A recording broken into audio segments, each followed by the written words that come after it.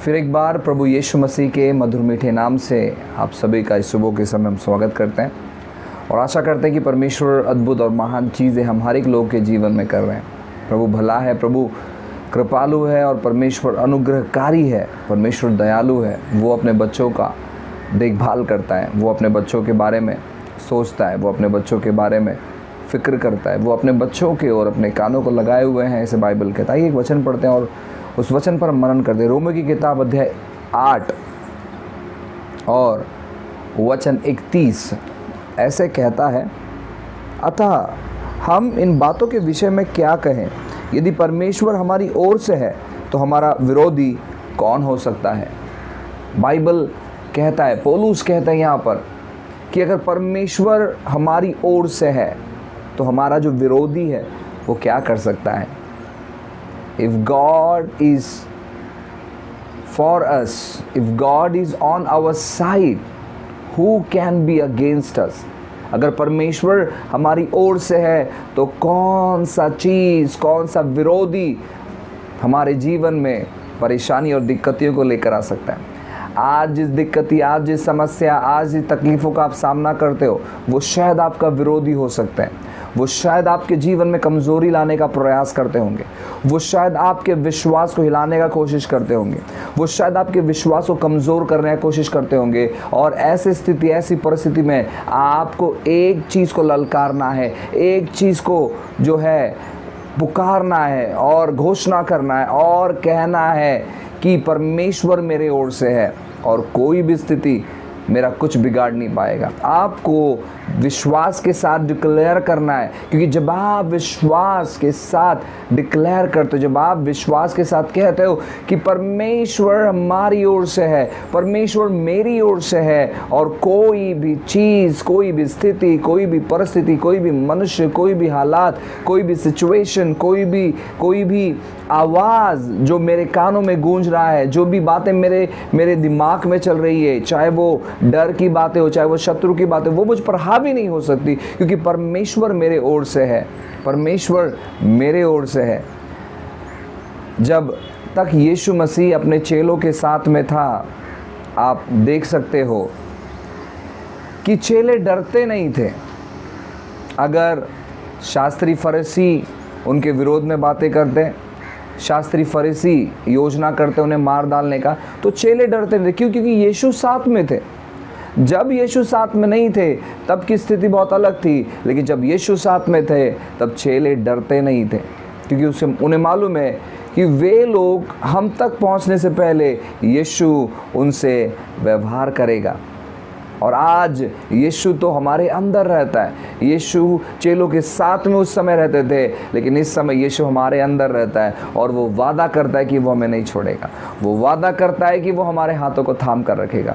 वो वादा करता है कि वो हमें सहारा देगा। वो वादा करता है कि वो हमसे बातें करेगा, हमारा मार्गदर्शन करेगा। वो वादा करता है। और जब आप देखते हो कि ऐसी स्थिति, ऐसी परिस्थिति आपके विरोध में उठ रही है, आपके विरोध में आ रही है, तो आपको उस स्थिति और उस परिस्थिति को आपको डांटना और कहना है कि तुझे मालूम नहीं है क्या कि यीशु मेरे साथ में, और तू कैसे उभर सकता है मेरे जीवन में, तू कैसे खड़ा हो सकता है मेरे जीवन में, क्योंकि यीशु मेरे साथ में है, यीशु मेरे अंदर है। अपने आप से आपको कहना, आइए क्यों ना हम अपने आप से कहें कि यीशु मेरे साथ में है, यीशु मेरे अंदर है। अनिल कांत का वो गीत बहुत प्यारा गीत है, यीशु मेरे साथ है, यीशु मेरे अंदर है, यीशु मैं पहले हूँ, मुझ में वो जिंदा है। डिक्लेयर करो, ये डिक्लेरेशन हमारे ज़बान पर होना चाहिए हर दिन, हर समय, कि यीशु मेरे साथ में, यीशु मेरे अंदर है। जब आप डिक्लेयर करते हो तो स्थिति परिस्थिति को याद आ जाता है कि हम इनका सामना नहीं कर सकते हैं, क्योंकि जो सबसे डेंजरस व्यक्ति है वो इनके साथ में है। यीशु मसीह हमारे लिए करुणामय है, यीशु मसीह हमारे लिए दयावान थे, यीशु मसीह हम पर दया बरसाते हैं। लेकिन शत्रु के ऊपर वो बहुत डेंजरस व्यक्ति है। शत्रु के ऊपर, शत्रु का थोड़ा भी नहीं चलता है उसके सामने, शत्रु उसके सामने खड़ा भी नहीं हो सकता है, इसलिए बाइबल पर जब आप देखोगे, बाइबल में काफ़ी जगह पर ऐसे लिखा है कि जब दुष्टात्मा ग्रसित उनके सामने आते थे तो वो चिल्ला उठते थे, वो कहते थे हमें समय से पहले निकालने क्यों आ गया, तेरा क्या काम है यहाँ पर, क्यों तू यहाँ पर आया है। और यीशु तुरंत कहते थे यहाँ से निकल जा, और वो वहाँ से निकल जाते थे। यीशु का शब्द का इंतज़ार करते थे पानी, और पानी शांत हो जाते थे, आंधी तूफान रुक जाता था। और वही यीशु आज हमारे साथ है, आज हमारे अंदर है। ये उसका वचन कहता है कि अगर वो हमारे साथ में है तो हमारा विरोधी हमारा क्या बिगाड़ सकते हैं, आपकी परेशानी आपका क्या बिगाड़ सकते हैं, आपकी स्थिति आपका क्या बिगाड़ सकती है, आपकी परिस्थिति आपका क्या बिगाड़ सकती है। जब यीशु मसीह आपके साथ में, ये चीज़ों को आपको जानने की ज़रूरत है, ये चीज़ों को आपको डिक्लेयर करने की ज़रूरत है। ऐसी स्थिति जब एक व्यक्ति के ऊपर आई, और उस व्यक्ति का नाम था एलीशा। ऐसा हुआ एक दिन कि सवेरे सवेरे, जैसे कि आज हम सवेरे सवेरे उठें, वैसे ही सवेरे सवेरे एलीशा के चेले उठ गए। एलीशा अंदर ही था, एलीशा के चेले उठ गए, और एलीशा के चेले जैसे उठ गए, एलीशा के चेले उस गुफा से बाहर निकलते, उस जगह से बाहर निकलते हैं, और क्या देखते हैं, अचानक देखते हैं कि चारों तरफ से दूसरे राजाओं की सेनाओं ने, उनके विरोधियों के सेनाओं ने उन्हें घेर लिया है। समझ पा रहे हैं? उन्हें घेर लिया है। अब वो तुरंत एलीशा को आवाज़ लगाते हैं, एलीशा आज हमारी खैर नहीं है, हम मरने पर है। एलीशा बाहर आता है, उन सेनाओं को देखता है और इनसे पूछता है क्या हो गया है। अब ये अपने मन ही मन में सोचते हैं कि क्या आप नहीं देख पा रहे हो कि चारों तरफ के राजाओं ने हमें घेर लिया है। और ये बहुत डरते हुए कहते कि क्या हो गया आपको, आप देखिए चारों तरफ के राजाओं ने हमें घेर लिया, अब क्या होगा हमारा। एलीशा उनकी तरफ देखता है, मुस्कुराता है और कहता है कि प्रभु इनकी आँख को खोल और इनको देखने के लिए मदद कर जो आपने मेरे ऊपर रखा है, जो आपका अनुग्रह मेरे ऊपर है। और जब उसके जो चेले हैं वो जब देखते हैं तो एलीशा के चारों तरफ, बाइबल कहता है कि स्वर्गदूत रहता है। एलीशा के चारों तरफ, चेलों के चारों तरफ नहीं, एलीशा के चारों तरफ स्वर्गदूत रहता है। और वह स्वर्गदूत तलवार लिए हुए रहता है। हालेलुया। हमें इस सुबह की समय देखने की ज़रूरत है कि परमेश्वर के दूत किस प्रकार हम पर छावनी किए हुए हैं। परमेश्वर जहाँ भी कहीं रहते हैं, यीशु जहाँ भी कहीं रहते हैं, उसके दूत भी वहीं पर रहते हैं उसकी सेवा टहल करने के लिए। आज यीशु हमारे अंदर है और इसलिए दूत भी हमारे अड़ोस पड़ोस में है। उन्होंने जो वादा किया है वो वादा अपना पूरा करते हैं, साथ ही साथ एक्स्ट्रा चीज़ भी करते हैं। एक्स्ट्रा प्रोटेक्शंस है, सुरक्षा है, सफलताएं हैं, और वो अच्छी भली बातों करते हैं। इन चीज़ों को हमें स्मरण करना है, इन चीज़ों को हमें याद रखना है, और इन चीज़ों को हमें डिक्लेयर करना है कि यीशु सच में हमारे साथ में, यीशु का अनुग्रह हमारे ऊपर है, यीशु की दया हमारे ऊपर, यीशु की करुणा हमारे ऊपर। इसलिए कोई विपत्ति हमारे जीवन में नहीं आ सकती है। आपको डिक्लेयर करना है, आपको डिक्लेयर करते रहना है। जब आप ऐसे सिचुएशन से गुजरते हो, डिक्लेयर करना है। जब आप अच्छी स्थिति में रहते हो, आपको डिक्लेयर करना है। जब आपके जीवन में कुछ नहीं हो रहा होता है, डिक्लेयर करना है। आपके जीवन में जब कुछ हो रहा होता है, डिक्लेयर करना है और घोषणा करना है और अंगीकार करना है और कहना है और देखना है कि सच में परमेश्वर आपके साथ में। कुछ लोग बस प्रार्थना करने के लिए प्रार्थना करते हैं, कुछ लोग अंगीकार करने के लिए करते हैं। नहीं, आप जब अंगीकार करते हो तो उन चीज़ों को देखो अपने जीवन में कि सच में आपके साथ में परमेश्वर रहते हैं, आपके साथ में परमेश्वर है। और जब आप ऐसी स्थिति से गुजरते हो और अपने आप को याद दिलाते हो कि सच में परमेश्वर मेरे साथ में है, चीज़ें टोटली चेंज हो जाती है, चीज़ें टोटली बदल जाती है, चीज़ें टोटली अलग हो जाती है। परमेश्वर के लिए कोई काम कठिन नहीं है। वो कोई भी चीज़ बहुत ही कम समय में कर सकते हैं। जो चीज़ों को करने के लिए आपको घंटों बीत जाएंगे, महीनों बीत जाएंगे, साल लग जाएंगे, वो पल भर में ही कर सकते हैं, वो कुछ सेकंड में ही कर सकते हैं।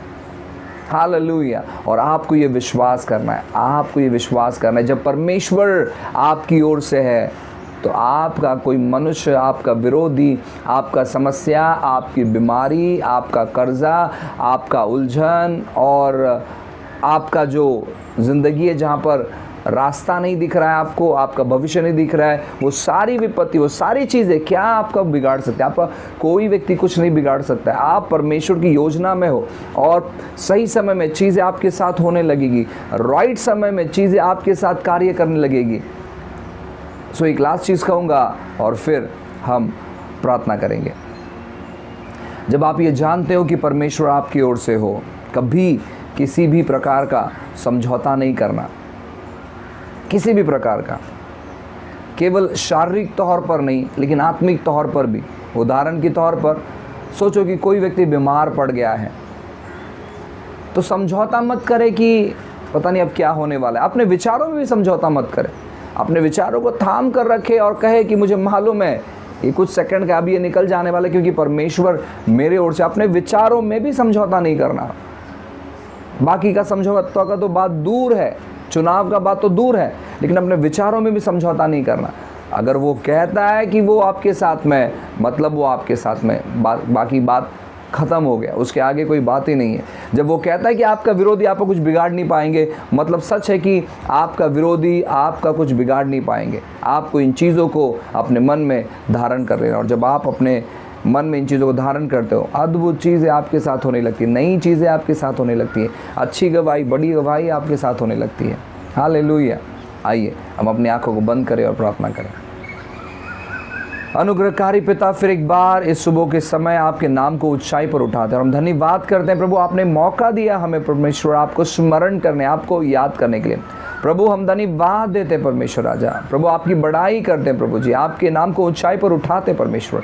आप अद्भुत और करुणामय परमेश्वर प्रभु जी, आप दयालु परमेश्वर राजा, आपके तुल्य, आपके समान कोई नहीं है परमेश्वर राजा। यीशु के नाम से प्रभु जी आपकी भलाई, आपकी अच्छाई, आपकी करुणा, आपकी दया प्रभु जी हमारे जीवन पर हम कहते हैं परमेश्वर राजा। प्रभु इस सुबह के समय हम हर एक लोग को ब्लेस करते हैं, आशीषित करते हैं प्रभु जी। प्रभु इनका दिन अच्छा जाना चाहिए परमेश्वर राजा, हम डिक्लेयर करते हैं परमेश्वर राजा, नई गवाही हम होनी चाहिए परमेश्वर राजा, नई बातों को ये अनुभव करने चाहिए प्रभु जी। और आपने अच्छी बातों को इनके जीवन में भेजा, इसलिए हम धन्यवाद देते प्रभु। नई गवाहियों को आपने तैयार किया, इसलिए हम धन्यवाद देते राजा। प्रभु जी आपकी महिमा, आपकी बड़ाई करने के लिए आप सहायता मदद करते हैं, इसलिए हम धन्यवाद देते प्रभु जी। प्रभु जी हम आपके नाम को फिर एक बार ऊंचाई पर उठाते हैं प्रभु, आपने करुणा कृपा किया, इसलिए हम धन्यवाद देते प्रभु जी यीशु के नाम से परमेश्वर। आज के दिन को हम ठहराते हैं अच्छी बातों के लिए, अच्छी खबर हमारे जीवन पे आने पर है, अच्छी बातें हमारे जीवन पर आने पर है, और प्रभु आपने अनुग्रह किया, इसलिए हम धन्यवाद देते। स्थिति परिस्थिति आपके हाथों में देते, और प्रभु यीशु के नाम से हमारा हर एक सिचुएशन, हमारा हर एक सेकेंड आनंदमय बीतेगा आज, ऐसे हम घोषणा करते हैं प्रभु जी। नई बातें अनुभव करेंगे प्रभु जी, चारों दिशाओं से अच्छी चीज़ों को हम सुनने पाएंगे परमेश्वर राजा। आपने करुणा कृपा किया, धन्यवाद देते, महान महिमा आपको देते, प्रार्थना यीशु के नाम से मांगते हैं, आमेन आमेन।